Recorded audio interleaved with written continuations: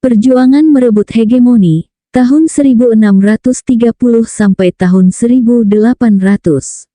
Bab 6 Indonesia bagian timur tahun 1630 sampai tahun 1800. Sekitar tahun 1630, Belanda telah mencapai banyak kemajuan dalam meletakkan dasar-dasar militer untuk mendapatkan hegemoni perdagangan atas perniagaan laut di Indonesia. Mereka berkuasa di Ambon, di pusat kepulauan penghasil rempah-rempah, dan mendirikan markas besar di Batavia yang terletak di Nusantara bagian barat. Pada tahun 1641, Malaka Portugis jatuh ke tangan VOC, dan pada tahun 1648, Perang 80 tahun di Eropa berakhir, mengakhiri permusuhan antara Belanda dan Spanyol. Akan tetapi, pada pertengahan abad 17, menjadi jelas bahwa hegemoni VOC tidak dapat ditegakkan hanya dengan perjanjian-perjanjian perdamaian, pembangunan benteng-benteng, dan dipertahankannya keunggulan angkatan lautnya. Kekuasaan-kekuasaan di Indonesia, baik yang besar maupun yang kecil, masih tetap dapat mengacaukan rencana-rencana VOC. Oleh karena itu, VOC harus melakukan suatu kebijakan militer yang bahkan lebih agresif, dengan campur tangan secara langsung dalam urusan dalam negeri beberapa negara di Indonesia. Dengan demikian, diletakkanlah dasar-dasar bagi apa yang dapat disebut sebagai Imperium Belanda yang pertama di Indonesia. Di antara para gubernur jenderal yang memerintah selama tahap yang lebih bersifat ekspansionistis ini, maka Antonio van Diemen tahun 1636 sampai tahun 1645, Johan Maetsuycker tahun 1653 sampai tahun 1678, Riklof van Goens tahun 1678 sampai tahun 1681, dan Cornelis Janszoon Spelman tahun 1681 sampai tahun 1684 lah yang menonjol, tetapi bukan sebagai contoh kebajikan melainkan lebih sebagai arsitek ekspansi militer VOC. Tahap pertama dalam periode yang lebih agresif ini dimulai di Indonesia bagian timur, yakni di Kepulauan Rempah-Rempah Maluku. Belanda sudah berada di sana untuk beberapa waktu lamanya, tapi usaha-usaha mereka memaksakan monopoli atas produksi pala, bunga pala, dan yang terpenting cengkeh, baru mencapai sedikit keberhasilan. Kini muncul sebuah persekutuan lokal untuk menentang mereka, yang terutama terdiri atas kaum Muslim Hitu, Ambon bagian utara, dan pasukan-pasukan Ternate yang ada di Hoa Moal, Semenanjung Seram bagian barat, dengan dukungan kerajaan bangsa Makassar, Goa. Persekutuan anti-VOC tersebut dipimpin oleh seorang Hitu yang beragama Islam, Kaki Ali, meninggal tahun 1643, yang semasa muda menjadi salah seorang murid Sunan Giri di Jawa. Pada tahun 1633, dia menggantikan ayahnya sebagai kapiten Hitu, pemimpin masyarakat Hitu di bawah naungan VOC.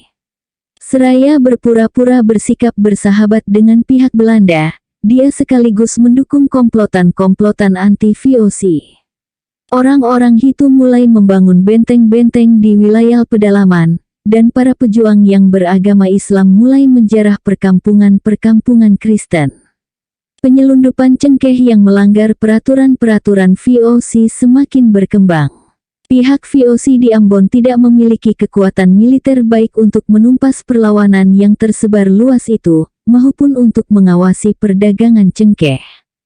Pada tahun 1634, VOC memperdaya Kaki Ali di atas sebuah kapal VOC dan menawannya, yang menyebabkan larinya orang-orang Hitu ke benteng-benteng mereka dan bersiap menghadapi peperangan. Perlawanan terhadap VOC makin besar, dan bahkan diduga mulai merembes di antara masyarakat Kristen. Pada tahun 1637, Van Diemen pribadi ikut melancarkan serangan terhadap pasukan-pasukan Ternate di Hoa Moal dengan kekuatan yang besar dan berhasil mengusir pasukan tersebut dari benteng-benteng mereka. Kemudian, demi meraih lagi dukungan penduduk Hitu, Van Diemen membebaskan Kakiali dan mendudukkannya kembali pada jabatan Kapitein Hitu. Tampaknya perdamaian berhasil dipulihkan, dan Kakiali bersumpah akan melaksanakan monopoli VOC. Tapi, perasaan benci terhadap VOC pada waktu itu sudah begitu mendalam sehingga tidak dapat terhapus begitu saja. Setelah Van Diemen meninggalkan Maluku, Kakiali mengambil langkah-langkah membentuk sebuah persekutuan di antara Hitu, orang-orang Ternate yang berada di Hoal Moal, dan Goa. Sementara itu, dia juga mendorong dilakukannya perdagangan rempah-rempah secara gelap. Namun demikian, Sultan Alauddin Tumenangari Gaukana dari Goa tetap bersikap hati-hati karena takut pada kekuatan Angkatan Laut VOC. Pada tahun 1638, Van Diemen kembali ke Maluku, dan berusaha mencapai suatu persetujuan dengan Raja Ternate. Pihak VOC bersedia mengakui kedaulatan Ternate atas Seram dan Hitu serta menggaji Raja Ternate sebesar 4.000 riel setiap tahun, tetapi dengan imbalan sebuah kesepakatan bahwa penyelundupan cengkeh akan dihentikan dan VOC diberi kekuasaan de facto di Maluku Selatan. Kakiali dan Gubernur Ternate di Hoa Moal tidak bersedia ikut serta dalam perundingan-perundingan tersebut, sehingga tidak dapat dicapai kesepakatan. Tampak jelas bahwa Raja Ternate tidak memiliki wewenang untuk memenuhi permintaan VOC. Sementara itu, pertempuran-pertempuran kecil masih terus berlangsung dan Kakiali, yang masih memegang jabatan sebagai Kapitein Hitu, terus berusaha menghadapi dan menyusun rencana untuk menghancurkan pihak Belanda. Pada tahun 1641, Kakiali melepas kedok persahabatannya. Ia menyerang sebuah desa yang bersahabat dengan VOC, dan kemudian sebuah benteng VOC. Para prajurit Makassar kini bergabung dengan Kakiali, suatu faktor yang akhirnya akan memberi sumbangan pada keyakinan pihak Belanda bahwa Makassar juga harus diperhitungkan. Memang Kakiali dan para sekutunya memilih waktu yang salah untuk merebut kekuasaan. Karena, dengan jatuhnya Malaka ke tangan VOC pada tahun 1641, pihak Belanda kini dapat mengerahkan lebih banyak pasukannya untuk menyelesaikan masalah-masalah mereka di Indonesia bagian timur. Sebuah pasukan VOC berhasil mengusir tentara Makassar dari kubu-kubu pertahanan mereka di Hitu pada tahun 1643, tetapi tidak mampu merebut benteng Kakiali. Kemudian, pada bulan Agustus, pihak Belanda mengupah seorang berkebangsaan Spanyol yang telah membelot dari Kakiali supaya kembali ke Hitu dan membunuh Kakiali. Kemudian benteng Kakiali dapat direbut, tapi masih banyak orang Hitu melanjutkan perang mereka melawan VOC dari suatu tempat yang baru, Kapalha, di sebelah utara Hitu. Pada tahun 1645, 3 buah ekspedisi VOC tidak berhasil menumpas perlawanan rakyat Hitu. Namun, pada Juli tahun 1646, Kapalha akhirnya dapat direbut. Pemimpin tahap terakhir perlawanan masyarakat Hitu, Teluka Besi, menyerah dan bersedia memeluk agama Kristen. Meskipun demikian, VOC menghukumnya dengan hukuman mati di Ambon pada September tahun 1646. Inilah akhir perlawanan yang efektif terhadap VOC di Hitu. Masih dilakukan berbagai usaha membentuk komplotan-komplotan anti-VOC pada tahun-tahun sesudah itu, tapi tak satu komplotan pun yang menjadi ancaman nyata bagi VOC seperti yang pernah ditunjukkan masyarakat Hitu sebelum tahun 1646. Meskipun demikian, kedudukan VOC di Maluku Selatan masih belum benar-benar aman, karena orang-orang Makassar dan Ternate tetap giat berdagang rempah-rempah dengan melanggar monopoli VOC. Di bawah pimpinan Arnold de Vlaming van Oudshoem, yang menjadi gubernur Ambon dari tahun 1647 sampai 1650 dan inspektur atas Ambon, Banda, dan Ternate dari tahun 1652 sampai 1656, masalah Ternate tersebut segera dapat ditemukan solusinya. De Vlaming adalah tokoh yang kontroversial sepanjang kariernya, sebagian karena kedua orang tuanya adalah pemeluk Katolik sedangkan dirinya sendiri dicurigai tidak pernah benar-benar menganut Calvinisme, yang menurut pengakuannya telah dianutnya. Selama masa pemerintahannya sebagai gubernur Ambon, dia melakukan pemberantasan tindak korupsi yang tersebar luas di kalangan para pedagang VOC, dan mengembangkan agama Kristen di antara penduduk Indonesia. Tetapi, tindakan-tindakan militer yang keras yang dilakukan selama masa jabatannya yang kedua di Malukulah yang membuatnya masyhur sekaligus bernama Bunuk. Pada tahun 1650, Raja Ternate, Mandar Syah, diturunkan dari tahta dalam suatu kudeta istana. Dia melarikan diri ke benteng VOC di Ternate dan meminta bantuan VOC. De Vlaming diutus untuk mengatasi keadaan itu, dan setelah kedatangannya para pengkudeta menyerah dan Mandar Syah didudukkan kembali di atas singgasananya. Sebuah kelompok kecil yang menentang berkuasanya kembali Mandar Syah berlayar menuju Hoa Moal, dan mulai berkobarlah perang total melawan VOC. Dalam waktu seminggu mereka telah membunuh 131 orang Belanda, laki-laki, perempuan, anak-anak, dan para budak.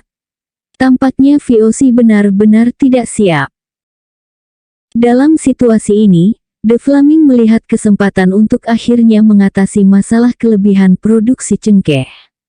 Pertama-tama, dia membawa Mandar Syah ke Batavia guna menandatangani sebuah perjanjian, pada Januari tahun 1652, yang melarang penanaman pohon cengkeh di semua wilayah kecuali Ambon atau daerah-daerah lain yang dikuasai VOC. Pada saat itu Ambon mampu menghasilkan cengkeh dalam jumlah yang lebih banyak daripada yang dibutuhkan untuk konsumsi seluruh dunia. Dan tujuan VOC bukanlah untuk memonopoli melainkan membinasakan tanaman cengkeh di tempat-tempat lain. Pala hanya boleh ditanam di Banda. Selanjutnya De Vlaming bergerak menentang perlawanan orang-orang Ternate yang berpangkalan di Hoa Moal serta sekutu-sekutu mereka orang-orang Makassar dan Melayu, dalam satu di antara rangkaian kampanye paling berdarah dalam sejarah VOC. Di pihak VOC terdapat orang-orang Ambon yang beragama Kristen dalam perahu perang mereka. Perang itu berlangsung dari tahun 1652 sampai 1658 di sekitar Hoa Moal yang berakhir dengan kemenangan di pihak VOC. De Vlaming sebenarnya ingin melanjutkan gerakannya menghukum Goa yang telah mendukung musuhnya, Hoa Moal, tetapi Batavia menolak permintaannya. Persoalan Hoa Moal kini akhirnya diselesaikan VOC. Pada tahun 1656, penduduk yang masih tersisa dibuang ke Ambon. Semua tanaman rempah-rempah di Hoa Moal dimusnahkan, dan sesudah itu daerah ini tidak didiami manusia kecuali jika ekspedisi-ekspedisi Hongi, armada tempur, melintasi wilayah itu dalam rangka mencari pohon-pohon cengkeh liar yang harus dimusnahkan. Sultan Saifuddin dari Tidore tahun 1657 sampai tahun 1689, meminta bantuan VOC untuk mengusir Spanyol dari wilayahnya pada tahun 1662. Pada saat itu telah berkembang rumor tentang akan segera ditariknya pasukan Spanyol, karena pendukung Ming di Taiwan, Koxinga, Cheng Chengkung, Zheng Chenggong, mengancam markas utama Spanyol di Manila. Pada tahun 1663, Spanyol benar-benar pergi dari Maluku, membuat VOC menjadi kekuatan Eropa paling utama di wilayah itu. Saifuddin dipandang sebagai raja teladan oleh orang-orang Tidore. Ia pewenang atas adat istiadat tradisi Maluku dan ia sangat baik pada rakyatnya. Ia menderita lepra, dan daripada muncul di depan publik, lebih sering memberi perintah kerajaan dari balik kamarnya yang dipenuhi wangi dupa. Pada tahun 1657, ia menerima fakta dengan VOC yang mencakup kebijakan pemusnahan tanaman rempah yang tidak sah dengan imbalan mendapat kompensasi moneter dari VOC. Kebijakan VOC membayar tunai penguasa Maluku sebagai kompensasi sekaligus meraih dukungan mereka untuk memusnahkan rempah-rempah justru memperkuat para penguasa itu. Di masa lalu, Para penguasa itu memiliki kebutuhan lebih besar untuk berunding dengan, dan mengakui sumber-sumber kekayaan dan dukungan yang otonom di tangan para penguasa bawahan. Sekarang, dukungan militer dan finansial VOC yang ditujukan hanya kepada raja-raja memberi mereka kemandirian lebih besar atas bawahan-bawahan mereka. Sultan Mandar Shah dari Ternate tahun 1648 sampai tahun 1675 adalah pemimpin yang tidak populer dan dipandang sebagai orang berkarakter buruk, tapi mampu bertahan di singgasana berkat bantuan VOC. Untuk mengakui kenyataan ini, ia menamakan putra mahkotanya Sultan Amsterdam tahun 1675 sampai tahun 1690. Putranya yang lain ia namakan Rotterdam.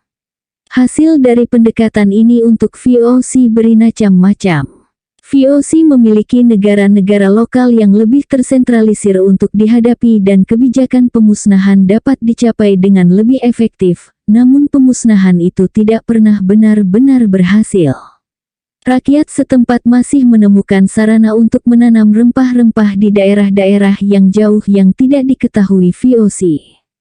Terkadang opsir-opsir VOC melaporkan bahwa mereka telah memusnahkan pohon-pohon rempah di tempat-tempat yang sebenarnya mereka lewatkan, karena tugas pemusnahan itu terlalu sulit atau terlalu berbahaya. Penyelundupan dalam skala kecil untuk menentang monopoli VOC terus berlanjut. Namun demikian, seharusnya orang tidak melihat sejarah Maluku pada periode ini hanya sesederhana soal siapa yang bersekutu atau tidak dengan orang Eropa. Persaingan lokal berlangsung lebih lama. Dukungan VOC pada kristenisasi menyakitkan hati orang-orang Ternate dan menimbulkan permusuhan antara VOC dan Ternate pada tahun 1680. Namun, tradisi persaingan antara Ternate dan Tidore yang sudah berlangsung lama terbukti lebih kuat daripada identitas agama atau etnik, karena Sultan Saifuddin dari Tidore mendukung VOC melawan Ternate.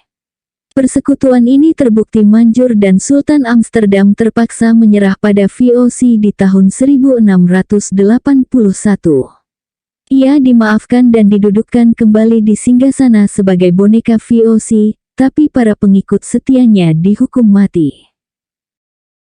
Secara umum, keterlibatan Tidore dengan orang-orang Eropa tidak sebanyak Ternate, tapi pengaruh VOC terhadap persoalan-persoalan Tidore makin besar di akhir abad 17 dan awal abad 18. Pada tahun 1720-an, Tidore mengalami krisis berkepanjangan. Dari tahun 1716 sampai 1728, para bawahan Tidore di sebelah tenggara Halmahera dan rakyat Papua dari Kepulauan Raja Ampat memberontak terhadap kekuasaan Sultan Hasanuddin Kaichili Gasea tahun 1708 sampai tahun 1728. Krisis politik ini diperparah oleh bencana kekeringan dan wabah cacar. VOC mendukung kewenangan Sultan dan mengirim tentara untuk membantunya. Meski saat itu sedang memasuki periode penurunan yang menjadi ciri akhir abad 18, VOC masih memainkan peran menentukan dalam politik di Maluku. Pada akhir abad 18, ancaman intervensi terhadap Belanda oleh kekuatan Eropa lainnya muncul kembali di Indonesia bagian timur dalam bentuk East India Company milik Inggris dan para pedagang swasta Inggris lainnya. Ditemukannya rute pelayaran superior menuju Cina via Selat Dampier atau Selat Pitt, melintasi wilayah kepala burung yang sekarang dikenal dengan sebutan Papua oleh Inggris, mengakibatkan meningkatnya pelayaran Inggris di wilayah tersebut dari tahun 1760-an, dan bersamaan dengan itu datanglah ancaman gangguan politik. Pada periode yang sama, pasukan Lanun dari Mindanao di bagian selatan Filipina menyerang seluruh Maluku. VOC mencurigai Tidore ikut terlibat. Pada tahun 1779, VOC menurunkan Sultan Tidore dan tidak menunjuk pengganti sampai tahun 1781. Di tengah-tengah situasi ini, Kaichili Nuku wafat tahun 1805, seorang anggota terhormat dari Istana Tidore yang dianggap sebagai figur mesianis, bangkit memberontak. Ia mendapat dukungan dari Halmahera Tenggara dan orang-orang Papua dari Pulau Raja Ampat. Banyak orang Tidore bergabung dan terbetik kabar bahwa ia didukung Inggris. Pada tahun 1781, ia mengumumkan menyandang gelar bangsawan Sri Mahatuan Sultan Amir Muhammad Saifuddin Shah. VOC melancarkan ekspedisi yang berhasil mengalahkannya namun tidak mampu menangkapnya. Kampanye Belanda pada tahun 1783 merupakan bencana bagi orang Eropa. Komandan Belanda dan orang-orangnya terbunuh dan sisa armada lainnya dibawa sebagai hadiah untuk Nuku. Pada Oktober tahun 1783, Sultan Tidore mengakui kekuasaan superior Nuku. Ia menyerang pos-pos VOC di Tidore dan seluruh orang Eropa di sana dibunuh. Hal ini mempercepat datangnya respon dalam bentuk persaingan berkelanjutan Ternate Tidore.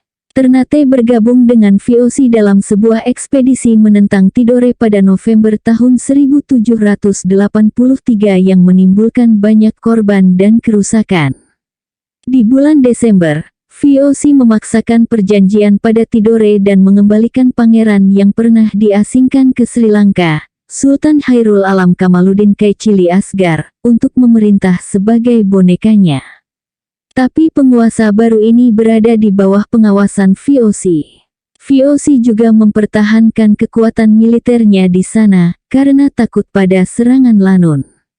Jadi, Nuku tetap mendominasi perbatasan bagian timur wilayah itu, di tengah-tengah laporan bahwa bantuan Inggris akan segera tiba. Seperti yang akan kita lihat di bab 11, pada tahun 1795, Raja William ke-5 dari Belanda, waktu melarikan diri dari tentara Napoleon, memerintahkan para gubernur Belanda di wilayah-wilayah pendudukannya untuk menyerahkan wilayah-wilayah itu kepada Inggris. Atas dasar otoritas ini, maka Inggris mengambil Ambon dan Banda pada tahun 1796. Nuku melihat peluang untuk pindah. Ia mengambil Jailolo dan menempatkan seorang sekutunya sebagai sultan. Setahun kemudian ia mengambil Bacan dengan bantuan Inggris dan menduduki Tidore. Nuku dan Inggris kemudian beberapa kali berusaha menyerang Ternate sebelum akhirnya berhasil mengalahkan Belanda pada tahun 1801. Nuku kini berusia 66 tahun, akhirnya diakui sebagai Sultan Tidore oleh kekuatan Eropa yang dominan. Ia berusaha menyediakan rempah-rempah untuk Inggris dengan imbalan $6.000 Spanyol setiap tahun. Namun, masa pendudukan Inggris di Maluku hanya sementara. Sebagai konsekuensi dari perdamaian Amiens tahun 1802, Inggris mengembalikan Maluku kepada Belanda pada tahun 1803. Permusuhan antara Nuku dan Belanda terjadi lagi dan berlanjut sampai Nuku wafat pada tahun 1805. Pada akhir abad 17, musuh utama yang menentang hegemoni militer dan perdagangan VOC di timur adalah Kesultanan Gowa di Sulawesi Selatan. Kesultanan ini memiliki kekuatan militer yang besar yang harus diperhatikan VOC dengan lebih serius daripada musuh-musuhnya di Maluku Selatan, yang sebenarnya jadi makin sulit dikalahkan karena dukungan dari pihak Makassar. Gowa dianugerahi dengan serangkaian pemimpin yang cakap. Gowa memiliki sebuah sistem wewenang ganda yang timbul akibat aliansi politik antara Kesultanan Gowa dan Talo pada pertengahan abad 16. Sultan-sultan berasal dari garis keturunan Gowa, sementara Perdana Menterinya berasal dari garis Talo. Yang paling menonjol di antara para pemimpin terkemuka ini adalah Perdana Menteri Karaeng Patingaloang tahun 1639 sampai tahun 1654, yang memiliki perpustakaan berisi karya-karya dalam bahasa Spanyol dan Portugis, dan konon fasih berbicara dalam kedua bahasa itu. Ia juga mampu membaca karya berbahasa Latin, banyak mengetahui soal teologi Katolik, dan ia meminta kepada orang-orang Eropa yang ia temui untuk memberinya terbitan-terbitan barat dan peralatan ilmiah. Pada pertengahan abad 17, Goa masih menjadi pusat utama dari apa yang dianggap pihak Belanda sebagai perdagangan liar rempah-rempah. Orang-orang Portugis aktif di sana khususnya sejak mereka kehilangan Malaka pada tahun 1641. Namun, telah terjadi peristiwa-peristiwa di Sulawesi Selatan sendiri yang memungkinkan Goa ditaklukkan. Seperti yang selalu terjadi dalam berbagai peperangan VOC, bila yang menjadi sasaran adalah sebuah negara utama, maka VOC baru dapat menang jika menjalin aliansi dengan kelompok yang cukup berpengaruh di negara itu. Dalam kasus Goa, pihak Belanda menjalin persekutuan dengan seorang pangeran Bugis bernama Latenrita Tuunru tahun 1634 sampai tahun 1696, yang lebih dikenal dengan nama Arung Palaka, salah seorang prajurit Indonesia paling terkenal di abad 17. Kekuasaan Goa atas negara-negara Sulawesi Selatan lain memang masih menyisakan otonomi yang luas untuk mereka. Namun, tetap menimbulkan rasa benci. Telah terjadi banyak pertempuran antara Goa dan negara bawahan Bugis Bone. Pada tahun 1660, Arung Palaka adalah satu di antara sekitar 10.000 orang Bugis dari Bone yang memberontak, tapi berhasil ditumpas pihak Makassar. Lalu, dia bersama beberapa orang lainnya mencari perlindungan di Pulau Butung. Pada tahun 1663, VOC mengabulkan permohonan mereka untuk tinggal di Batavia. Di sana mereka menjadi serdadu VOC dan membuat pihak Belanda terkesan pada keterampilan perang mereka. Arung Palaka dan prajurit-prajurit Bugisnya kini menjadi satu bagian yang penting dari rencana VOC untuk menaklukkan Goa. Konflik-konflik antara VOC dan Goa berlanjut hampir tak terputus sejak tahun 1615. Sebuah armada VOC yang terdiri atas 31 kapal menyerang Goa pada tahun 1660, menghancurkan kapal-kapal Portugis yang ada di pelabuhan, dan memaksa Sultan Hasanuddin Tumenangari Balapangkana tahun 1653 sampai tahun 1669. Menerima kesepakatan damai Agustus sampai Desember tahun 1660. Tapi, kesepakatan ini tidak berhasil mengakhiri permusuhan. Fakta bahwa Arung Palaka dan para pengikutnya mendapat perlindungan dari VOC bahkan makin meningkatkan ketegangan. Pada tahun 1665, sebuah kapal VOC terdampar dan dirampok. Ketika seorang pejabat VOC melakukan pemeriksaan terhadap rongsokan kapal nahas itu, dia berikut anak buahnya diserang dan dibunuh.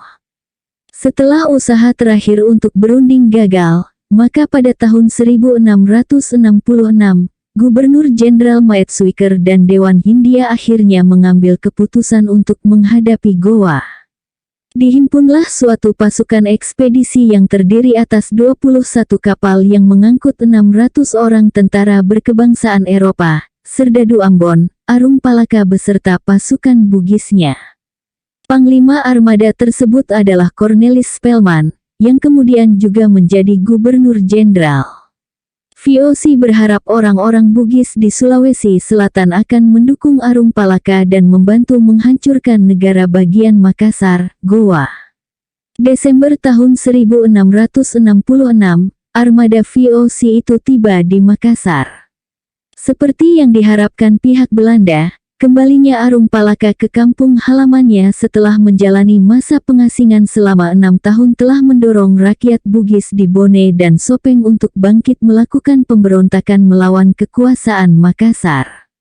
Perang melawan Goa ini meliputi pertempuran sengit di darat maupun di lautan yang memakan waktu hampir 1 tahun lamanya. Spelman berhasil menghancurkan armada Makassar di dekat Butung, sementara Arung Palaka memimpin serangan melalui daratan yang sangat sulit. Akhirnya VOC dan sekutu-sekutu Bugisnya keluar sebagai pemenang, dan Sultan Hasanuddin dipaksa menandatangani perjanjian Bungaya, tanggal 18 November tahun 1667. Namun, perjanjian ini pun pada awalnya terbukti tak berarti. Hasanuddin mengobarkan lagi pertempuran, sehingga perlu dilakukan sebuah serangan besar-besaran yang kedua terhadapnya sejak bulan April tahun 1668 sampai Juni tahun 1669. Kali ini Sultan Makassar dan kaum bangsawan kalah telak. Kini, perjanjian Bungaya benar-benar dilaksanakan, sehingga menimbulkan perubahan besar terhadap politik Sulawesi Selatan. Bone dan negara-negara Bugis lainnya terbebas dari belenggu kekuasaan Gowa. Benteng pihak Makassar di ujung pandang diserahkan kepada VOC, dan Spilman memberinya nama baru yang sesuai dengan nama tempat kelahirannya, Rotterdam. Kini kekuasaan Gowa runtuh, dan Bone muncul menggantikan kedudukannya sebagai negara yang paling kuat di Sulawesi Selatan. Hak kekuasaan Makassar atas daerah-daerah di sekitarnya, Minahasa, Butung, dan Sumbawa terlepas, dan pedagang-pedagang Eropa selain VOC diusir. VOC sudah membangun sebuah benteng di Manado, ujung timur Laut Sulawesi, pada tahun 1658 untuk menanggulangi pengaruh Spanyol dan Ternate di sana. Setelah tahun 1677, VOC juga menancapkan kekuasaannya di Gorontalo, Limboto, dan negara-negara kecil Minahasa lainnya, serta Pulau Talaut dan Sangihe. Arung Palaka kemudian menjadi orang terkuat di Sulawesi Selatan sampai ia wafat pada tahun 1696. Dia diberi penghargaan khusus oleh sekutunya, VOC, semula sebagai panglima tertinggi Bone. Baru pada tahun 1672 dia secara resmi menjadi Raja Arumpone, yaitu Arum Bone. Dia adalah orang yang memiliki keberanian, keuletan, dan ambisi luar biasa yang membuatnya meraih posisi yang belum pernah dicapai penguasa sebelumnya. Dia mengabaikan sistem pemerintahan konsultatif yang sudah berlaku sebelumnya, dan memerintah tanpa menghiraukan nasihat adat dari dewan yang beranggotakan para bangsawan. Sebagai gantinya, dia mengandalkan keterampilan perang para pengungsi yang telah menyertainya selama masa pembuangannya. Dia menunjuk orang-orang yang akan menduduki tahta negara-negara taklukannya, termasuk Gowa, berdasarkan pilihannya sendiri. Meski pihak Belanda sendiri terkadang merasakan bahwa Arung Palaka merupakan penguasa yang menyulitkan, nilainya sebagai sekutu militer dan hubungan pribadinya dengan Spelman selalu dapat mengalahkan keberatan-keberatan mereka. Maka, suatu bentuk pemerintahan yang lebih otoriter daripada yang sudah dikenal sebelumnya menjadi mungkin, akibat peristiwa-peristiwa yang menyertai campur tangan VOC di Sulawesi Selatan. Tapi, situasi ini tidak bertahan lama setelah meninggalnya Arung Palaka, karena semua itu tergantung sepenuhnya pada posisi pribadinya yang khas.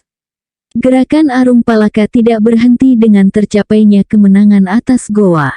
Dia melancarkan serangkaian serangan terhadap negara-negara yang menentangnya, sehingga menimbulkan banyak penderitaan bagi rakyat dan mengakibatkan rusaknya tanah di Sulawesi Selatan. Dia juga membawa pasukan ke Jawa guna membantu VOC selama Perang Trunajaya, lihat bab 8.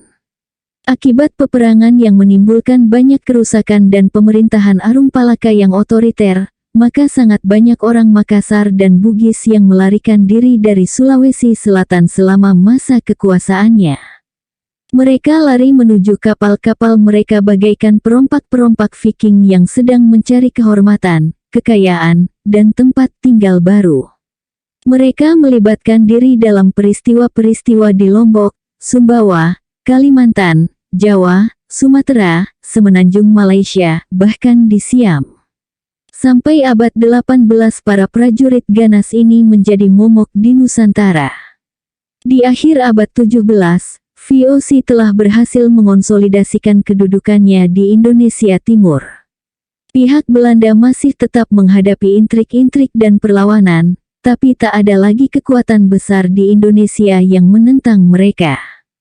Ternate, Tidore, dan Gowa sudah bukan lagi merupakan kekuatan-kekuatan militer yang besar. Tanaman rempah-rempah yang tidak dapat diawasi VOC ditebangi. Tidak ada lagi penduduk yang tinggal di Hoa Moal. Sejumlah besar orang Bugis dan Makassar meninggalkan kampung halaman mereka. Jumlah korban tewas di antara orang-orang Eropa, sekutu-sekutu, dan lawan-lawan mereka tidak diketahui. Semua ini terjadi semata-mata karena tujuan VOC memonopoli rempah-rempah Maluku. Ironisnya, justru ketika penguasaan atas rempah-rempah itu menjadi semakin pasti, makin lama rempah-rempah makin kurang berarti bagi keuntungan VOC. Pertama, memang tidak mudah menggantungkan keuntungan pada rempah-rempah karena biasanya pihak Belanda mendapat kesulitan dalam meramalkan penawaran, permintaan, dan harga secara tepat. Oleh karena itu, sering sekali terjadi perubahan-perubahan besar dalam kebijakan ketika pohon ditanam, kemudian ditebangi, sesudah itu ditanam lagi dalam usaha mendapatkan jumlah yang tepat. Kedua, arti penting rempah-rempah relatif berkurang dalam perdagangan VOC. Lada menjadi unsur yang lebih besar pada abad 17. Pada tahun 1700, tekstil merupakan barang dagangan yang paling penting. Kopi dan teh menjadi barang-barang perdagangan yang penting pada abad 18. Dalam kenyataannya peperangan yang terjadi di Indonesia Timur bukan semata-mata dilancarkan demi kepentingan perdagangan.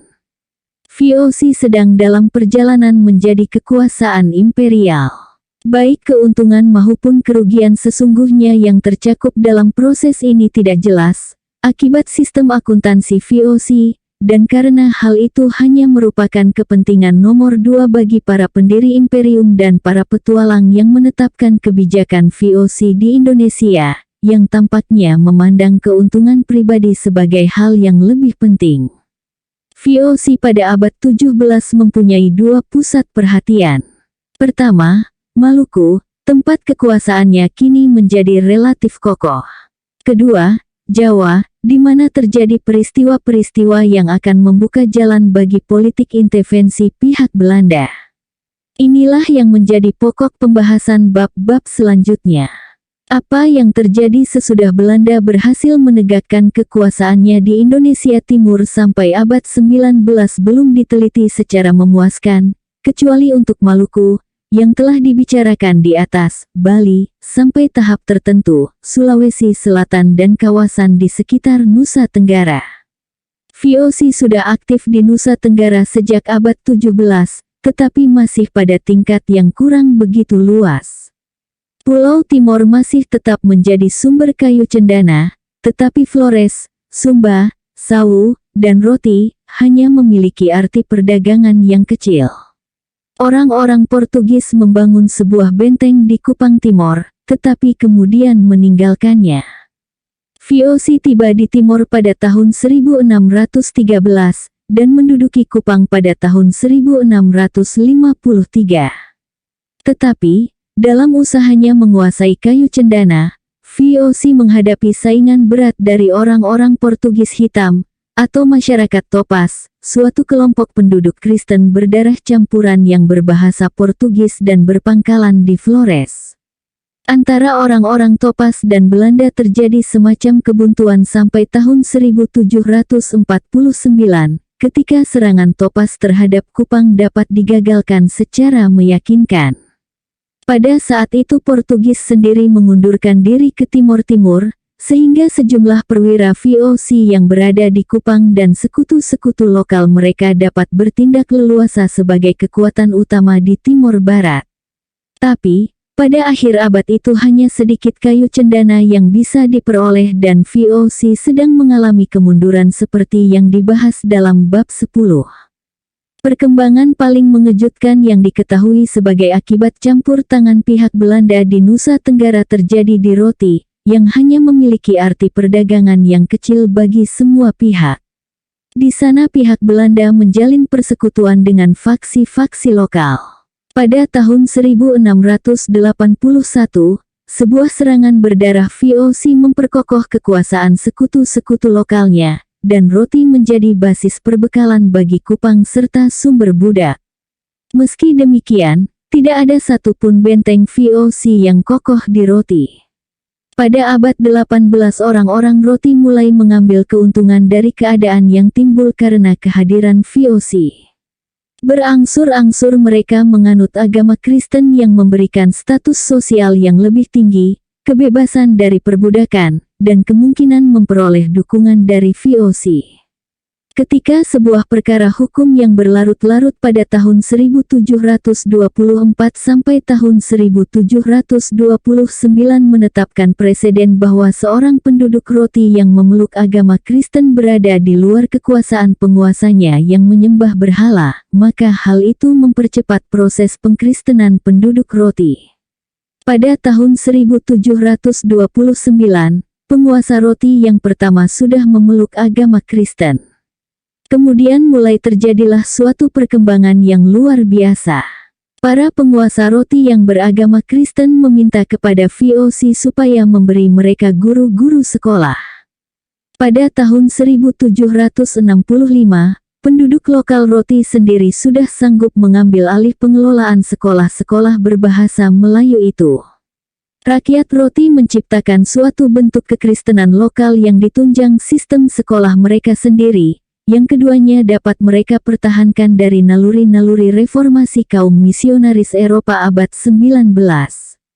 Dengan demikian, penduduk roti menjadi elit terpelajar di wilayah ini, yang nantinya memberi mereka suatu peranan regional yang menonjol pada abad 20. Peristiwa-peristiwa di Sulawesi Selatan pada abad 18 didominasi oleh terus berlanjutnya persaingan militer antara negara-negara Bugis dan Makassar. VOC tidak dapat berbuat lebih banyak selain mempertahankan posisinya sendiri di Makassar dan posisi sekutunya Bone. Tokoh yang paling dramatis pada masa itu ialah Arung Singkang, Lama Dukeleng, tahun 1700 sampai tahun 1765, seorang keturunan keluarga bangsawan Bugis dari Wajo. Dia memulai kariernya sebagai seorang perompak. Pada tahun 1726, dia menaklukkan Pasir dan kemudian Kutai di Kalimantan Timur, keduanya merupakan daerah pemukiman suku Bugis. Pada tahun 1733, panglima perangnya gagal merebut Banjarmasin. Sesudah itu, Arung Singkang kembali ke Sulawesi pada tahun 1735 dan mulai berusaha merebut kekuasaan atas negara-negara Bugis dan Makassar dari Bone. Arung Singkang bukanlah seorang tamu yang diterima dengan senang hati di Sulawesi, sehingga tidak lama setelah kedatangannya mulai berkobarlah peperangan yang berlangsung terus-menerus sampai saat meninggalnya. Dia berhasil menguasai Wajo pada tahun 1737 dan membentuk sebuah persekutuan yang rentan di antara beberapa negara untuk melawan Bone dan VOC. Pada awal tahun 1739, dia dan sekutu-sekutunya bergerak melawan Makassar. Meskipun istana Bone terbakar, tetapi VOC berhasil menahan serangkaian serangan, dan bahkan kemudian melancarkan serangan balik yang berhasil memukul mundur Arung Singkang ke Wajo.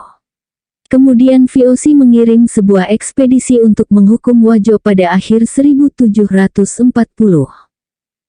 bulan kemudian, saat tentaranya kembali ke Makassar setelah mengalami pertempuran yang berat, cuaca buruk, dan berbagai wabah penyakit, Wajo telah mendapat hukuman tetapi tidak hancur. Arung Singkang segera menunjukkan kepada sekutu-sekutunya, yang tidak ikut membantu dia melawan VOC bahwa mereka telah melakukan kesalahan besar. Kekuasaan Wajo ditegakkan kembali di wilayah itu. Tetapi, Arung Singkang harus menghadapi saingan-saingan yang berusaha merebut kekuasaan di Wajo, yang konsekuensinya terlibat dalam sebuah perang saudara yang tampaknya berlangsung sejak 1747 sampai 1751. Pada tahun 1754, rakyat Wajo merasa telah cukup banyak terlibat dalam peperangan dan tidak bersedia membantu Arung Singkang dalam peperangan melawan Sidenreng. Pada tahun itu juga dia meletakkan jabatannya sebagai penguasa Wajo, tetapi tetap melanjutkan perang pribadinya melawan Bone sampai ia wafat pada tahun 1765. Pihak Belanda yang bersekutu dengan Bon, tetap menguasai Makassar, tetapi tidak menjalankan pengaruh signifikan atas daerah Wajo sampai di akhir abad 19. Bali di abad 17 dan 18 bebas dari campur tangan VOC, namun tetap terpengaruh atas kehadiran VOC. Periode ini tidak terdokumentasi dengan baik, dan sejauh ini, hanya pada Kerajaan Mengwilah pernah dilakukan penelitian historis secara serius. Namun demikian, pola umum berbagai peristiwa dan penyebabnya menjadi lebih jelas. Kira-kira sebelum 1650, Bali masih merupakan wilayah jajahan Raja Gelgel. Bali tidak terlalu terlibat dalam perdagangan laut dibandingkan negara-negara lain di Indonesia, tapi mengekspor sejumlah besar kapas, beras, babi, ternak, dan unggas. Tapi kemudian, otoritas Gelgel runtuh dan Bali menjadi sekumpulan kerajaan yang guncang dan saling berperang. Pada saat yang sama, kehadiran VOC di Batavia setelah 1619 menciptakan pasar baru yang besar untuk perbudakan. Ekspor manusia ini memperkaya para pesaing raja-raja Bali yang menjual tahanan-tahanan, para debitur, dan terutama tawanan perang mereka. Maka, perdagangan budak mempermudah disintegrasi politik Bali dengan menyediakan sumber daya ekonomi untuk perang dan mengkonsumsi tawanan perangnya. Namun, harus diingat bahwa pondasi ekonomi semua kerajaan Bali masih bertumpu terutama pada sistem cocok tanam di sawah. Para keluarga bangsawan turut serta andil dalam pembangunan dan pemeliharaan sistem irigasi, dan aliansi antar mereka seringkali mengalir searah dengan air irigasi. Pada tahun 1660-an, Ki Gusti Ngurah Panji Sakti wafat tahun 1704, menetapkan Buleleng di Bali Utara sebagai kerajaan utama di pulau itu. Pada tahun 1697, ia menaklukkan Blambangan di ujung timur Jawa, mungkin bersekutu dengan petualang Bali Surapati, lihat bab 9. Sementara itu keturunan Gelgel melanjutkan memerintah kerajaan Klungkung, yang para bangsawannya bergelar Dewa Agung dan diakui sebagai keturunan bangsawan senior oleh para raja Bali lainnya. Di bagian timur Bali, Karangasem merambah negara-negara seberang sejak 1680-an, memerangi tentara Sumbawa dan Sulawesi demi menguasai Lombok. Tidak sampai tahun 1740, kekuasaan Karangasem atas Lombok telah aman. Di Lombok bagian barat, Karangasem membangun 6 kerajaan Bali yang menjadi penyokong utama budaya Jawa Bali. Pada perempat terakhir abad 18, Karangasem mengalahkan Buleleng sepenuhnya dan menggantikannya sebagai kerajaan utama di Bali Utara. Mengwi muncul sebagai kekuatan utama di Bali Selatan tahun 1700 di bawah pimpinan rajanya, Gusti Agung Anom wafat tahun 1722. Ia mengambil keuntungan dari perselisihan suksesi di Buleleng, setelah kematian Gusti Panji Sakti, untuk merebut Blambangan ke sisinya dan untuk mengadu domba para pesaing Buleleng, lalu ia muncul sebagai bangsawan yang paling berkuasa. Namun, otoritasnya terus berada dalam ancaman. Dia harus berulang kali melakukan penggerebekan terhadap ujung timur untuk mempertahankan kekuasaannya atas Blambangan. Bangsawan Bali lokal juga mengujinya. Khususnya, dari 1713 sampai 1717, Mengwi berperang melawan Sukawati Gianyar, yang membuat Mengwi berjaya. Saat wafatnya, Gusti Agung Anom adalah penguasa dari sebagian besar Bali Tengah dan Selatan, status yang tercermin dalam gelar kebangsawanan barunya yang ia dapatkan pada tahun 1717. Cokorda Gusti Agung. Sebagaimana lazimnya kerajaan-kerajaan lain, ketika putra Gusti Agung Anom, Gusti Agung Made Alengkajeng wafat tahun 1740, naik tahta, ia berulang kali menghadapi ancaman terhadap kekuasaannya, yang dijawabnya dengan perang. Ia menghabiskan sebagian besar waktunya di Blambangan, berusaha mempertahankan kekuasaan Mengwi di sana. Pada tahun 1733, ia dan sekutunya memenangkan pertarungan besar di Buleleng melawan Dewa Anom dari Sukawati, di mana setidaknya 12.000 orang mungkin terlibat. Intrik-intrik di dalam keluarga kerajaan Mengwi sendiri, bagaimanapun, mengancam kekuasaan Gusti Agung Made Alengkajeng. Ia harus kembali dari salah satu ekspedisinya ke Blambangan pada tahun 1739, untuk meredakan kudeta yang dilakukan seorang saudaranya. Ketika ia wafat pada tahun 1740, konflik-konflik lain berlanjut. Pada tahun 1770-an, Gusti Agung Made Munggu tahun 1770 sampai tahun 1780, juga dikenal sebagai Cokorda Munggu, dari Mengwi lagi-lagi menjadi seorang di antara raja-raja Bali yang paling berkuasa. Namun, ia terpaksa menyerahkan kendali atas Blambangan kepada VOC, lihat bab 10, sementara sebagian Buleleng dicaplok Karangasem. Hilangnya Blambangan terutama signifikan dari segi budaya, karena hal itu memutus kedudukan raja-raja Bali di Jawa, tempat yang mereka yakini sebagai asal keluarga-keluarga mereka setelah kekuasaan Islam menggantikan Majapahit. Selama berkali-kali kampanye perang di Blambangan, terjadi 3 ekspedisi Bali, 1714, 1726, tahun 1729 sampai tahun 1730, berusaha menuju situs tua Majapahit di Jawa Timur. Pada kesempatan ketiga, Gusti Agung Made Alengkajeng dari Mengwi didampingi oleh Dewa Agung dari Klungkung, Raja Tabanan, dan pasukan pengiring sekitar 4.000 orang. Namun, semua ziarah ini dibatalkan karena ancaman atau kenyataan pecahnya perang di negeri mereka. Di akhir abad 18, tak ada kemungkinan bagi satu Raja Bali pun untuk memaksakan kembali kewenangan terpusat seperti yang dilakukan oleh Gelgel pada abad 16 dan awal abad 17.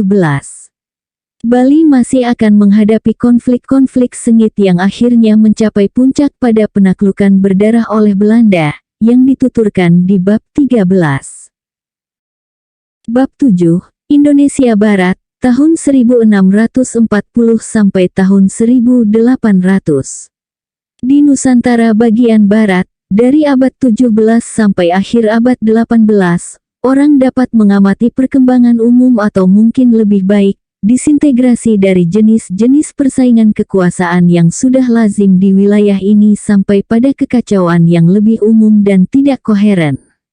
Hal ini merupakan akibat integrasi Indonesia bagian Barat yang kian menyeluruh ke dalam ekonomi politik yang mengglobal. Proses itu ditandai oleh munculnya berbagai produk dan pasar baru, teknologi baru, campur tangan pemain-pemain baru baik dari daerah-daerah di Nusantara maupun dari daerah-daerah yang lebih jauh.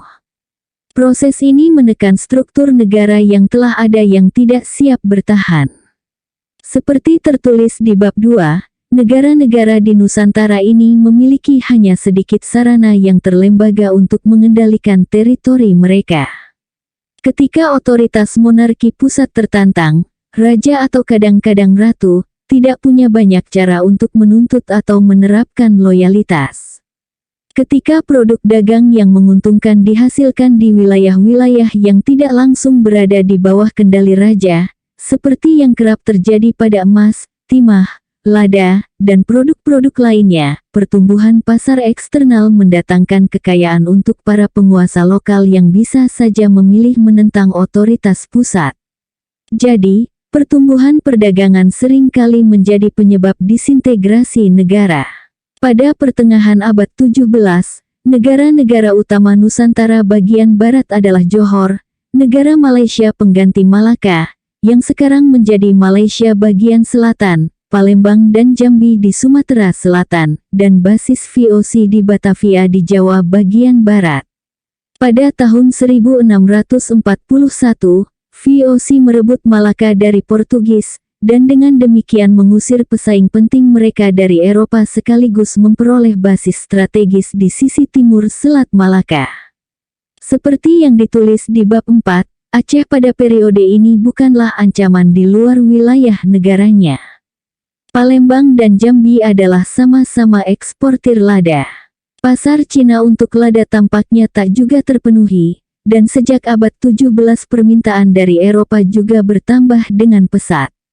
Ketika penanaman pohon lada meluas sejak tahun 1640 dan setelahnya, permintaan atas tenaga kerja menyebabkan pertumbuhan pasar perbudakan di Nusantara bagian barat.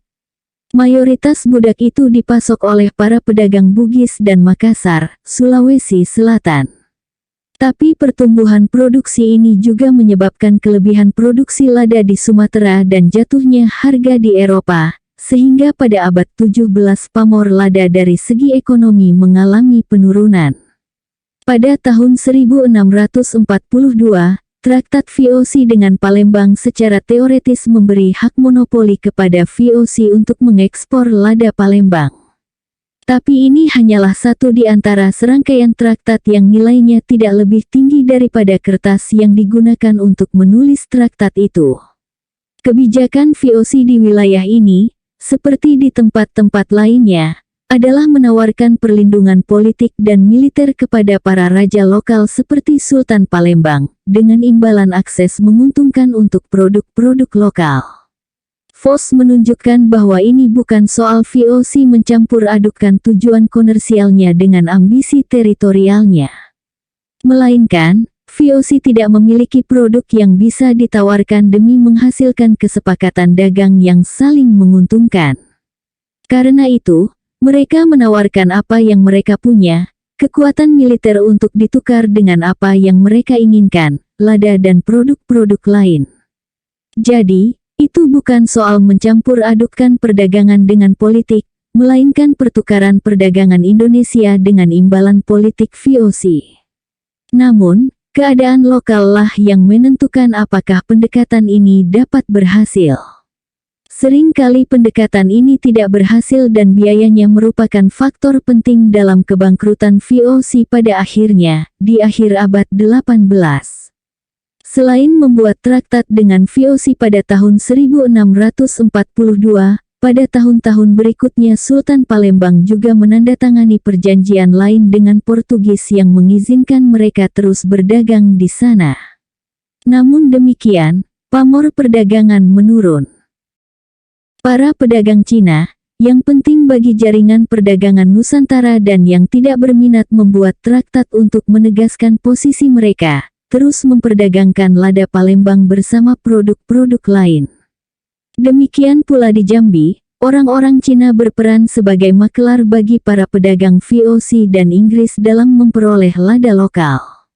Pada tahun 1655, VOC berusaha menerapkan hak-hak Traktat 1642-nya di Palembang. VOC menghentikan kapal-kapal para pedagang lain dan menyita kargo-kargo lada mereka. Ketika VOC mencoba melanjutkan tindakan itu dengan negosiasi, pihaknya diserang. Lebih dari 40 orang terbunuh, dan 28 prajurit Belanda yang tersisa dipaksa masuk Islam dengan cara disunat.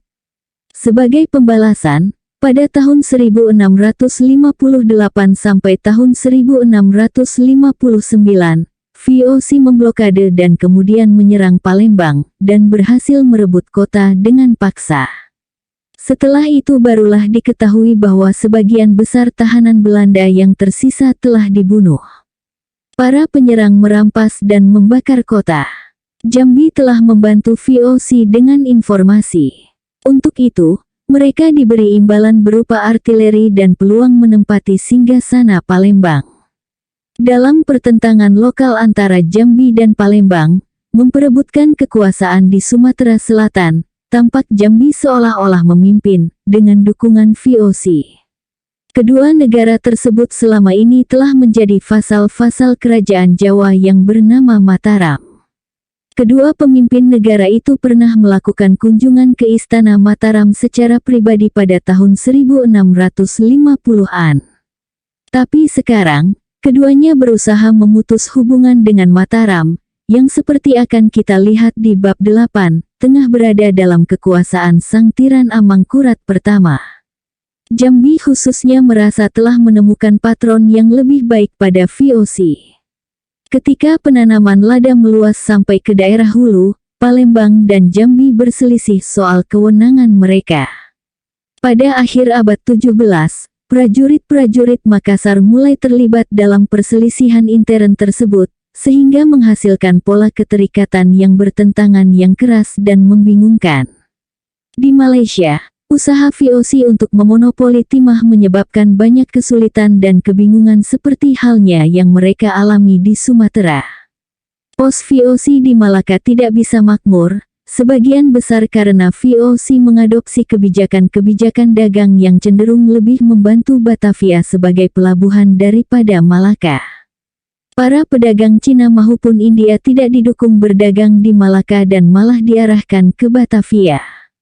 Di ujung selatan Selat Malaka, Kerajaan Johor mengambil untung dari nilai strategisnya bagi Belanda dengan membangun negara perdagangan yang makmur yang didasarkan pada pelabuhannya, kadangkala juga ibu kota di Riau. Pada tahun 1687, dilaporkan bahwa 500-600 kapal dagang terlihat di sana, termasuk orang-orang Siam, Cina, Aceh, Perak, Kedah, Portugis, Inggris yang memiliki pos di Bengkulu, dan lainnya. VOC tidak mampu menghalangi Johor. Namun, pada tahun 1673, Jambi menyerang dari seberang Selat Malaka dan merampas Riau, membawa 3.500 tahanan. Pada dekade terakhir abad 17, Johor ditimpa oleh intrik-intrik penggulingan, dinasti berdarah yang melemahkan politik dan perdagangannya. Namun, pada awal abad 18, Johor tak diragukan lagi merupakan kekuatan Malaysia terbesar, yang membuat VOC merasa wajib mengakomodirnya. Pada saat ini, VOC berada di ambang konflik-konflik yang baru dan mahal di Jawa yang dapat membatasi statusnya sebagai pengamat yang netral atas konflik di Selat Malaka. Berbagai usaha VOC mengendalikan produksi timah Malaysia langsung di wilayah sumbernya menemui kegagalan. Terkadang, kegagalan tersebut memakan korban, seperti di Perak pada tahun 1651 ketika penguasa lokal membunuh 27 orang Belanda di pos VOC lokal. Di Jambi, ekspansi perdagangan lada membebani negara itu di tahun-tahun akhir abad 17. Ketika kekayaan mengalir ke tangan para pemimpin yang bukan penguasa. Tapi ini tidak begitu menjadi masalah di Palembang. Hal itu sebagian akibat faktor geografi, karena posisi Palembang yang lebih ke selatan menyebabkan Minangkabau, yang memainkan peran signifikan dalam menentang otoritas Sultan Jambi, tidak terlalu terlibat dalam produksi lada di pedalaman Palembang.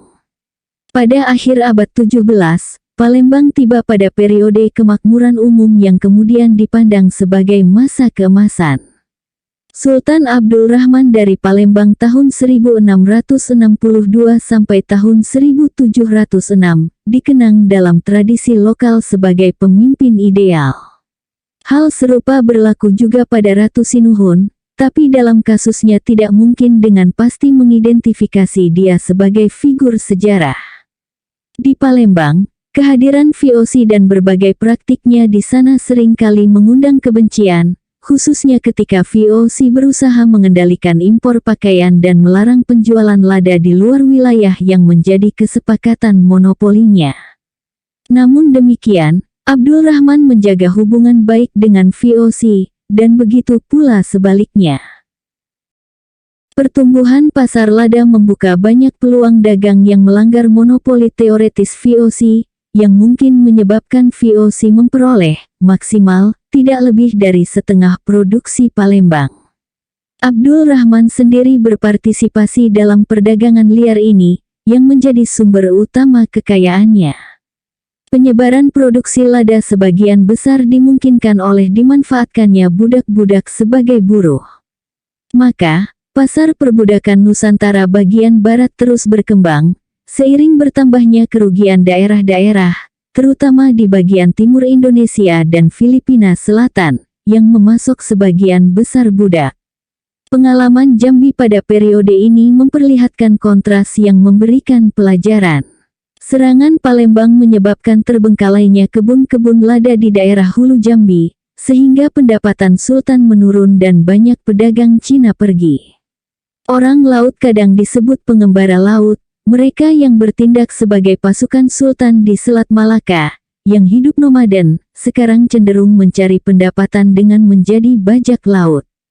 Permusuhan terbuka dengan VOC pecah pada tahun 1687 dan berakhir dengan diturunkannya penguasa Jambi oleh VOC.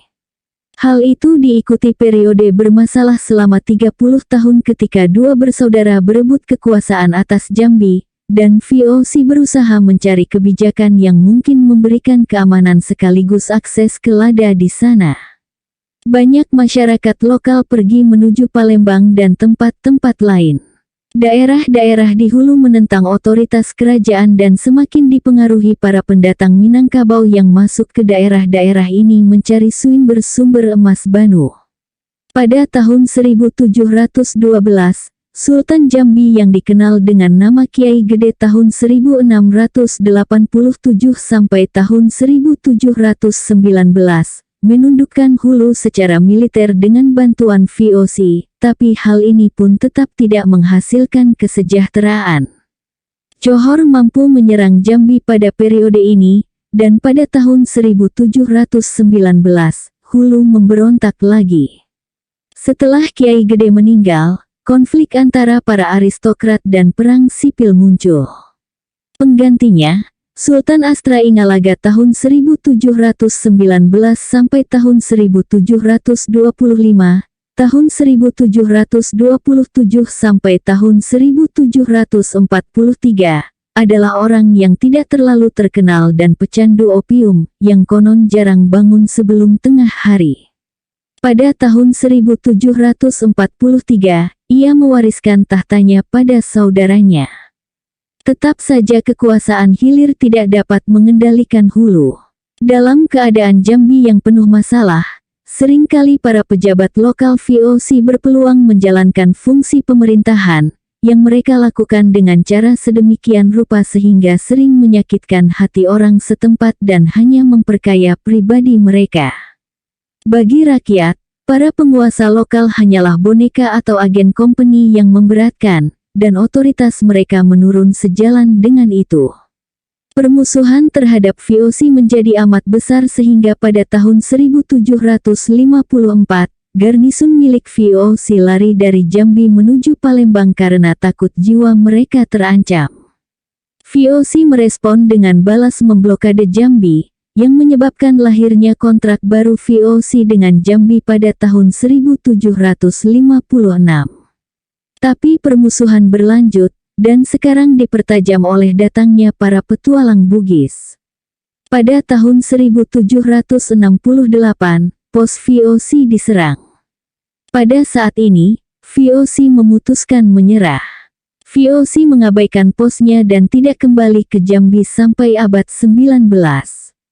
Untuk beberapa dekade, Jambi dikenal sebagai sarang penyamun.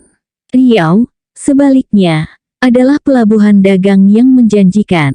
Kenyataannya, VOC membutuhkan agar Riau makmur, dan dalam hal apapun VOC tidak punya sarana untuk mencegahnya mewujudkan hal itu, karena VOC membutuhkan sebuah negara yang dapat menegakkan kondisi dagang yang damai di ujung selatan Selat Malaka. Sejak tahun 1708, adik Sultan, Raja Muda Mahmud, menentang perdagangan VOC. Ia menekan negara-negara bawahannya untuk mengirim barang-barang mereka ke Riau. Kapal-kapal Cina dan Jawa yang menuju Malaka dipaksa singgah di Riau. Ini mirip kebijakan kuat yang dicanangkan para Meswara 300 tahun sebelumnya yang telah menjadi kunci pembangunan Malaka sendiri sebagai pelabuhan dagang Melayu yang besar. Pada tahun 1713, Riau awalnya menolak tawaran kontrak baru dari VOC yang akan memperbaiki hak-hak dagang istimewa VOC sampai kemudian Batavia memaksa, pada saat mana sebuah traktat baru ditandatangani dan kemudian langsung diabaikan dalam praktik. Ekspor timah dan lada Riau terus tumbuh dengan cepat. Untuk seterusnya di abad 18, ketika VOC memasuki ambang kemerosotan yang panjang, hanya kekuatan Indonesialah yang dapat mengancam Johor dengan Riau. Pada tahun 1718, orang-orang Minangkabau dari Siak memberontak melawan Johor di bawah pimpinan Raja Kecil 1746, yang mengklaim sebagai keturunan bangsawan Malaka dan Johor. Pada bulan Maret, mereka menguasai Johor. Raja Muda Mahmud terbunuh dalam aksi. Sultan Johor, Abdul Jalil turun tahta dan menyelamatkan diri ke Pahang, tempat pembunuh yang dikirim oleh Raja Kecil membunuhnya pada tahun 1721. Johor sekarang merupakan ajang persaingan kekuasaan antara orang-orang Minangkabau, Bugis, dan Melayu Johor. Hasilnya adalah kesepakatan pada tahun 1721, yang menetapkan kuasa bersama Melayu Bugis atas Johor, kesepakatan yang tetap dipertahankan sampai awal abad 20. Orang-orang Bugis merebut kembali Riau untuk Johor pada tahun 1722. Pada masa ini, para pengembara Bugis terlibat secara aktif di hampir seluruh bagian barat Nusantara dan menjadi kekuatan utama di Selat Malaka. Dengan Riau di tangan mereka, sekali lagi Selat Malaka memiliki pasukan yang mampu memberikan kondisi perdagangan yang aman dan stabil. Pada tahun 1728, Bugis meraih kemenangan besar atas Raja Kecil.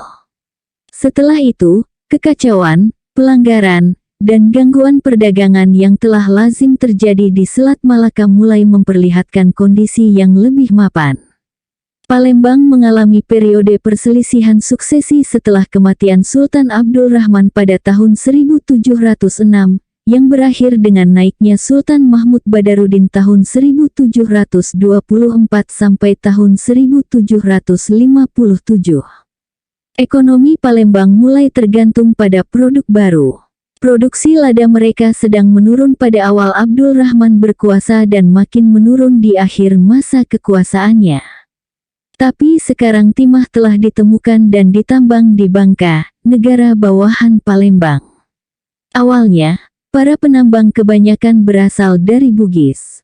Mengendalikan Bangka dan Belitung sesungguhnya adalah tujuan utama Sultan Mahmud Badarudin. Pada tahun 1731, satu pasukan VOC membantunya memadamkan perlawanan Bugis terhadap Bangka.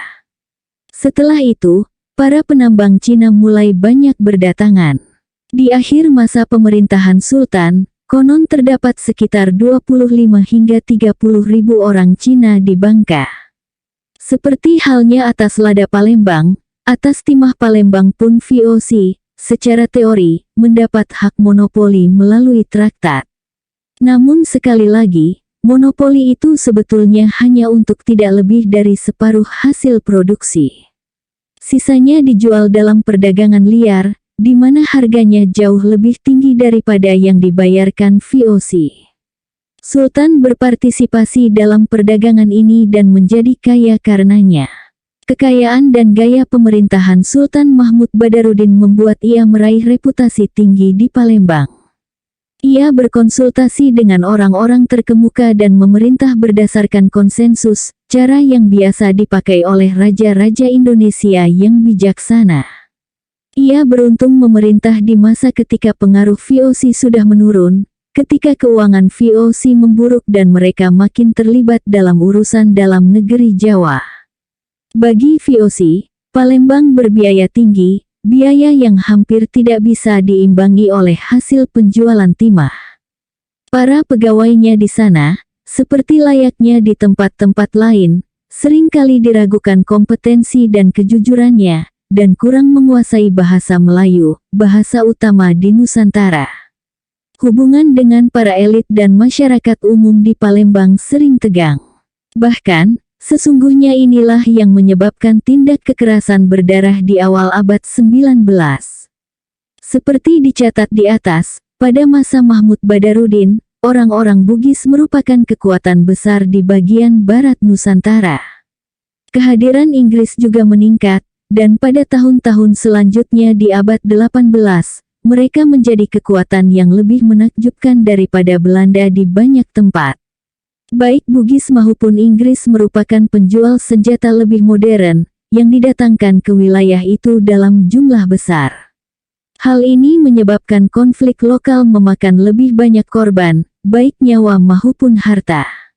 Ini juga memperburuk perang antar kampung yang telah lama terjadi di hulu, dan yang ikut menciptakan iklim ketidakstabilan dan ketiadaan hukum di distrik bagian atas.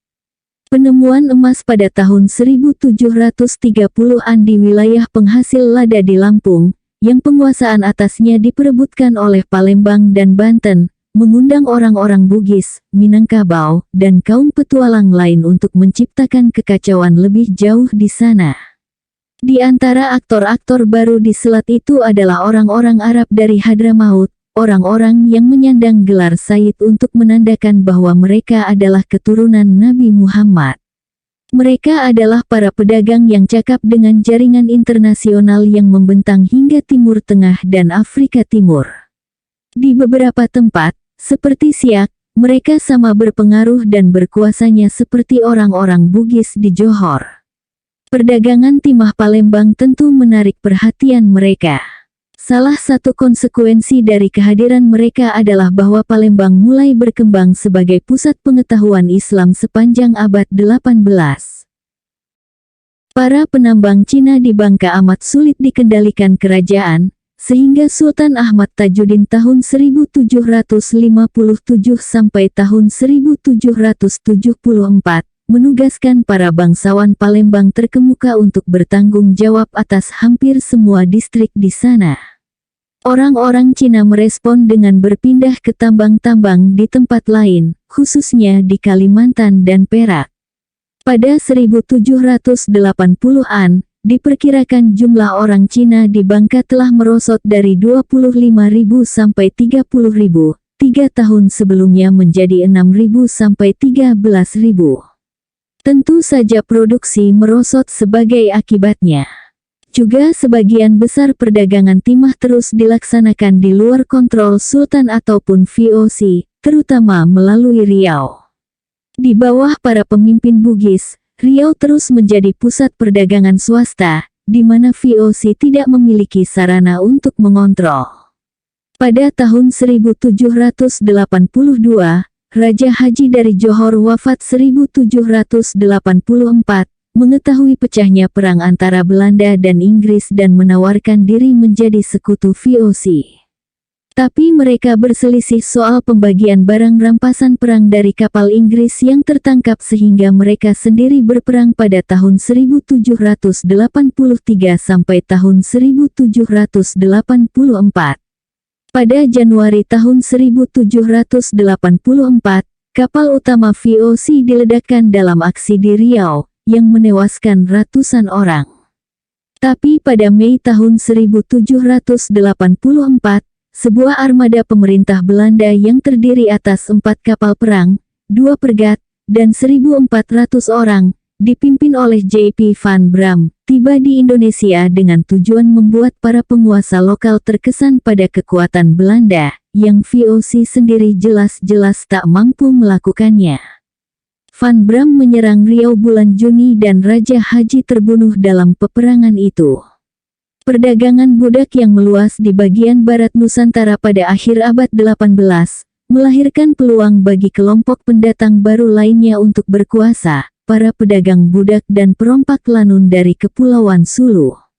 Mereka menyerang posisi VOC, membajak kapal-kapal Palembang dan pada Taliun tahun 1788 sampai tahun 1789 membajak Bangka. Ketika Riau memberontak terhadap kendali VOC pada tahun 1787, satu pasukan yang terdiri atas 7.000 pejuang lanun mendukung pihak Riau. VOC merebut kembali Riau, tapi keberhasilan militer ini tidak sekaligus berarti diraihnya kendali atas perdagangan timah. Sumatera bagian selatan juga diserang epidemi cacar dari tahun 1750-an, yang memberi andil pada timbulnya kekacauan. Pada tahun-tahun terakhir abad 18, Sumatera dan Selat Malaka secara umum sedang dalam keadaan amat bingung dan kacau. Negara-negara pesisir Malaysia yang pernah menjadi kekuatan dominan, sekarang paling sedikit terancam.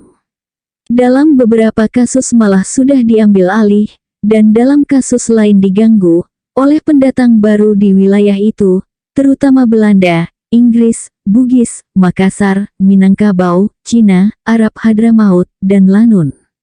Produk-produk baru sesekali mendatangkan kekayaan bagi para penguasa, tapi seringkali melemahkan posisi mereka.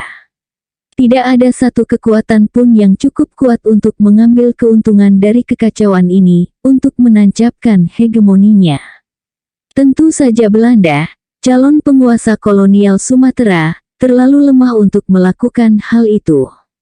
Baru pada abad 19, Belanda berusaha memegang kendali atas sebagian besar Sumatera, dan baru pada abad 20, mereka berhasil melakukan hal itu di seluruh pulau Sumatera. Bab 8, Jawa, tahun 1640 sampai tahun 1682. Berdirinya Kerajaan Mataram dan Kerajaan Banten telah dibicarakan pada bab 4. Pada pertengahan dan tahun-tahun terakhir abad 17, kedua kerajaan itu menghadapi konflik-konflik yang berat di dalam negeri yang tidak dapat diabaikan oleh VOC di Batavia. Dilihat dari segi kepentingan VOC, Banten serupa dengan Maluku dalani beberapa hal. Kerajaan ini merupakan sumber utama lada, yang bahkan menjadi komoditas dagang yang lebih penting daripada rempah-rempah Maluku. Di kerajaan ini bertempat tinggal orang-orang Eropa lain pesaing Belanda. Negeri ini dapat dicapai dari laut, dan perlawanan di sana dapat membuat Batavia terganggu, seperti yang telah dialami Ambon di timur. Adapun Mataram merupakan suatu masalah yang sangat berbeda. Kerajaan ini jauh lebih besar daripada negeri manapun yang pernah diserang VOC dan mempunyai wilayah pedalaman yang luas, sehingga kekuatan angkatan laut VOC tidak banyak berarti. Negeri ini menjadi semakin penting bagi VOC bukan karena ekspor utama VOC berasal dari sana atau karena menjadi pusat penyelundupan, tetapi lebih karena kerajaan ini menjadi pemasok beras, yang tanpa itu Belanda dan sekutu-sekutunya tidak dapat hidup, dan kayu, yang tanpa itu mereka tidak dapat membangun kapal-kapal atau gedung-gedung mereka. Kerajaan ini juga merupakan suatu ancaman potensial bagi keamanan Batavia. Kepentingan dagang VOC hampir seluruhnya terbatas di pesisir utara Jawa.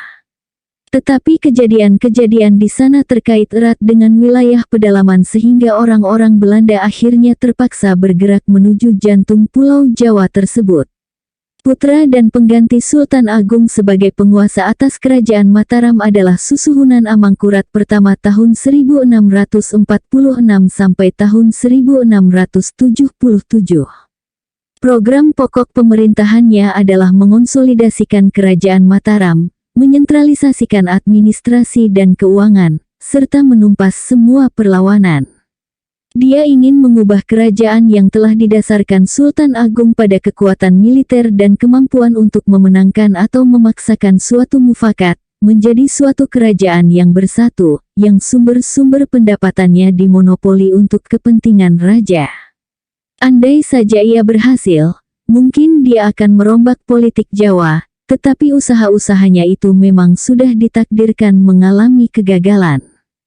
Fakta-fakta geografi, komunikasi, dan populasi, yang mengharuskan kekuasaan administratif di Jawa didesentralisasi, tidak dapat diubah dengan perintah raja.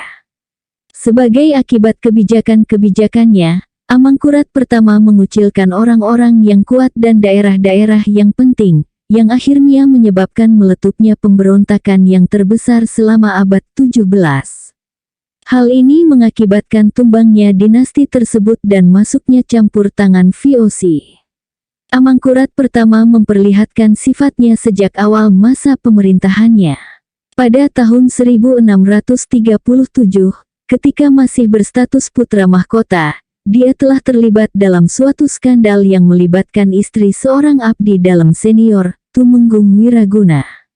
Pada tahun 1647, Raja baru tersebut mengutus Wiraguna ke ujung timur, seolah-olah untuk mengusir pasukan Bali. Di tempat yang jauh dari keluarga dan para pendukungnya itu, Wiraguna dibunuh. Sesudah itu, keluarga Wiraguna di Mataram dan orang-orang lain yang terlibat dalam skandal tahun 1637 tersebut dibunuh. Saudara laki-laki raja, Pangeran Alit, memihak Wiraguna pada tahun 1637, dan ketika mengetahui sahabat-sahabatnya sedang dibunuh, dia mencari dukungan di kalangan para pemimpin Islam.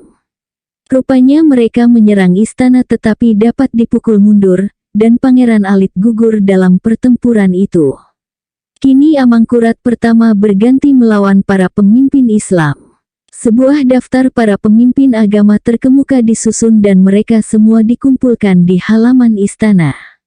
Kemudian, menurut Duta VOC, Riklof van Goens, antara 5.000 dan 6.000 orang pria, wanita, dan anak-anak dibantai. Pada tahun 1647, Amangkurat pertama pindah ke istana barunya di Pleret, tepat di sebelah timur Laut Karta.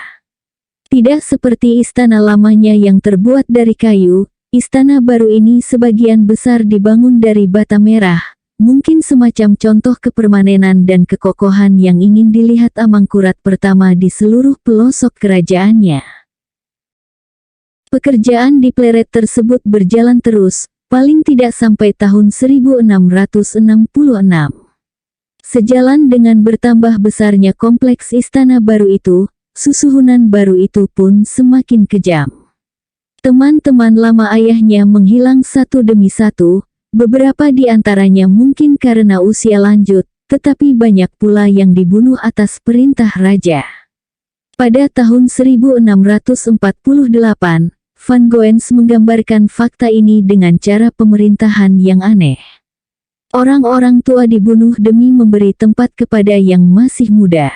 Di antara orang-orang terkemuka yang menjadi korban raja adalah ayah mertuanya sendiri, Pangeran Pekik dari Surabaya, yang dibunuh bersama-sama dengan sebagian besar anggota keluarganya pada tahun 1659. Jiwa Paman Raja pun, yang merupakan satu-satunya saudara laki-laki Sultan Agung yang masih hidup, Pangeran Purbaya, terancam tetapi berhasil selamat karena campur tangan Ibu Suri. Amangkurat pertama berusaha keras meniadakan konsensus orang-orang terkemuka yang memiliki arti penting bagi kedudukan Raja Jawa.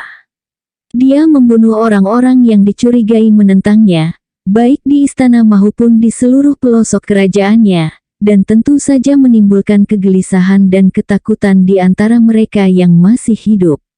Tampak jelas perpecahan di daerah-daerah di luar perbatasan kerajaan.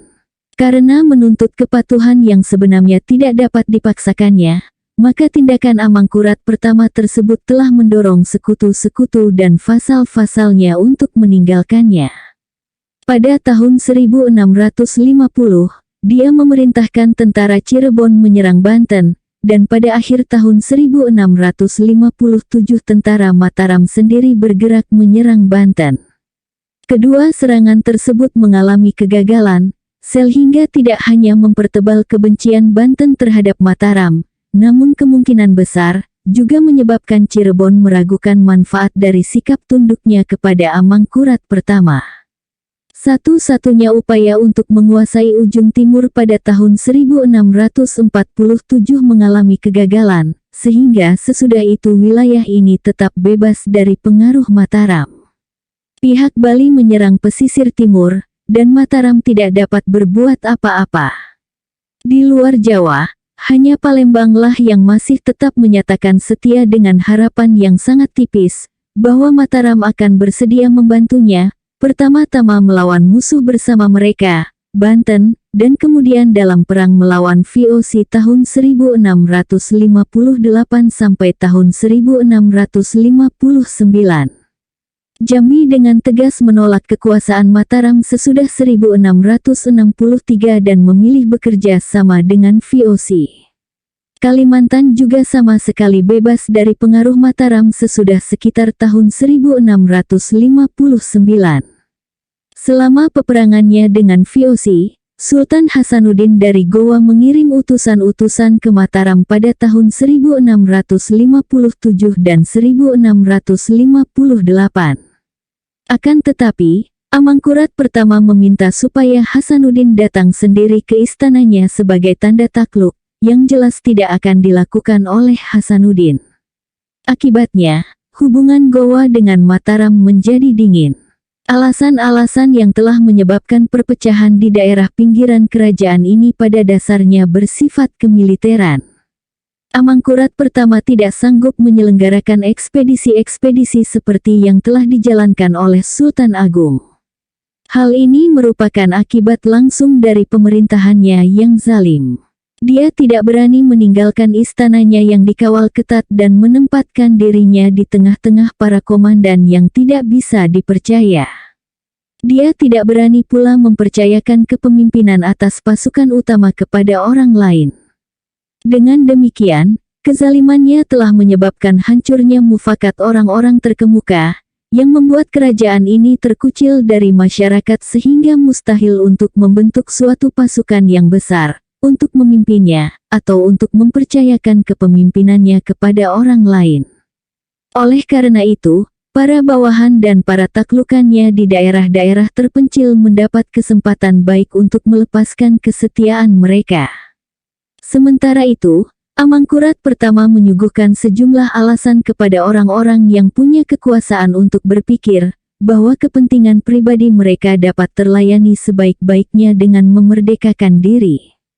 Hubungan raja dengan VOC mula-mula tampak bersahabat. Pada tahun 1646, dia menyetujui suatu perjanjian persahabatan yang menukar tawanan, dan VOC mengembalikan uang yang telah dirampas dari utusan Sultan Agung yang sedang melakukan perjalanan ke Mekah pada tahun 1642. Amangkurat pertama tampaknya menganggap perjanjian ini sebagai bukti tunduknya Batavia kepada kekuasaannya, dan VOC tidak merasa perlu menyatakan penafsiran lain. Serangkaian misi VOC mengunjungi istana antara 1646 dan 1654, dan pos perdagangan VOC di Jepara dibuka kembali pada tahun 1651. Hubungan dagang VOC dengan daerah pesisir berkembang lagi. Dimulainya lagi perdagangan Jawa dengan VOC di daerah pesisir telah mengakibatkan timbulnya suatu krisis internal baru di Jawa. Barang-barang yang dibutuhkan VOC, terutama beras dan kayu, adalah hasil-hasil daerah pesisir. Barangkali para pengusaha, pedagang, dan pejabat-pejabat di daerah pesisir utaralah yang memperoleh sebagian besar keuntungan dengan berlangsungnya lagi perdagangan ini, sedangkan yang diperoleh raja rupanya kurang daripada yang diinginkannya.